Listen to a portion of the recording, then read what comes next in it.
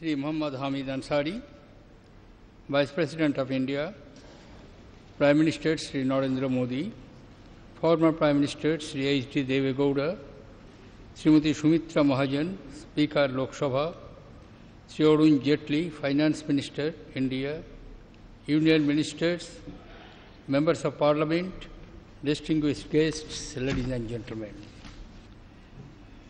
In a few minutes from now, we will witness the launch of Goods and Services Tax, a unified tax system in the country.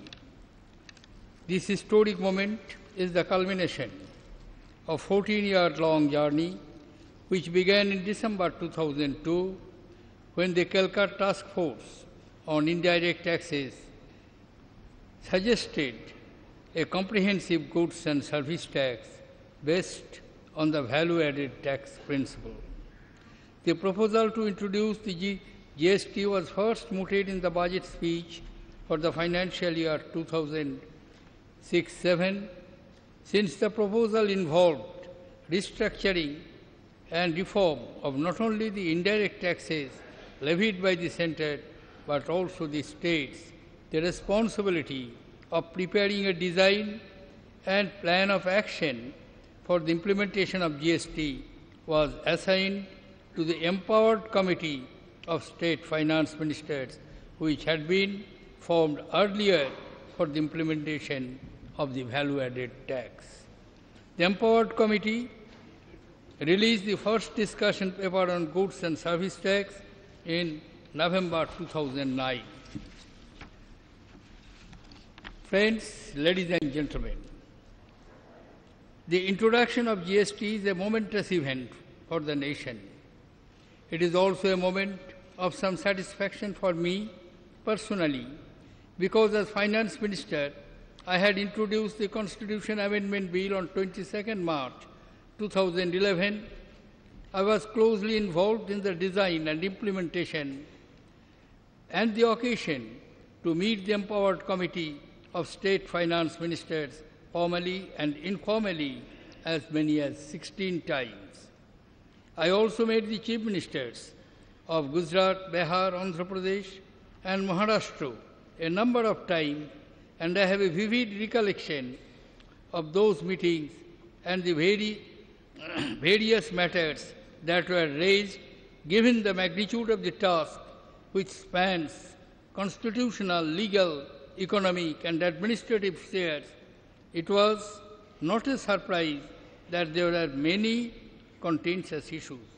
Yet, I found both in these meetings and in many interactions with chief ministers, finance ministers and officers of states that most of them had a constructive approach and an underlying commitment to the introduction of GST.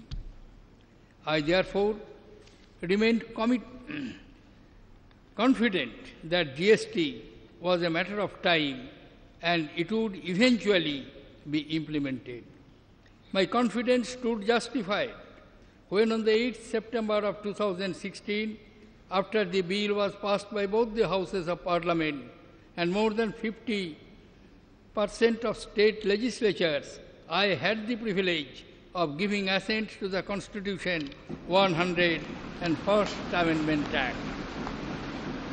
Friends, after the amendment of the Constitution, the GST Council has been constituted as per the provisions of Article 279A of the Constitution. The Council, which is responsible for making all recommendations of the Union of States in respect of GST, such a model laws, rates, exemptions, is unique in our Constitution. It is a joint forum of the centre and the states, where neither the centre nor the states can, without the support of the other, take any decision. Though an elaborate voting structure has been built into the decision-making process of the Council in the Constitution, it is remarkable that 18 meetings held so far, all decisions have been taken by consensus in the Council. I congratulate them.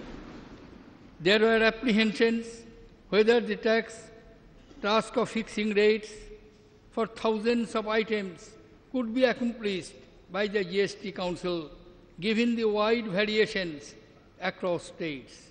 The Council has pleasantly surprised every one of us by completing its task on time. Friends, the new era in taxation, which we are about to initiate in a few minutes, is the result of broad consensus arrived at between the centre and states. This consensus took not only time but also effort to build. The effort came from persons across the political spectrum who set aside narrow partisan considerations and put the nation's interest first. It is a tribute to the maturity and wisdom of India's democracy. Friends, even for a person like me, who has been intimately involved in matters of taxation and finance, the scope of the change we are undertaking is truly breathtaking. Central excise duty has a long history. During my different tenures as finance ministers, it has always been one of the largest contributors to the central exchequer. Service tax is relatively new, but has grown very rapidly in revenue terms. Except for a few goods outside the purview of goods and services tax, both of these will now disappear along with the additional customs duty, special additional duty of customs, and numerous cesses and surcharges. Central sales tax on interstate will cease for goods falling under the Goods and Services Act. At the state level, the enormity of the change is not less. The major taxes being subsumed are value-added tax, sales tax, entry tax, taxes on advertisement, and luxury tax, along with the state level entertainment tax and numerous cess and surcharges. Ladies and gentlemen, GST will also make our exports more competitive and also provide a level playing field to domestic industry to compete with imports. Currently, due to cascading, our exports still carry some embedded taxes, making them less competitive. Similarly, the hidden effect of cascading means that the total tax incidence on domestic industry is not transparent. Under GST, the tax incidence will be transparent, enabling full removal of tax burden on exports and full incidence of domestic taxes on imports.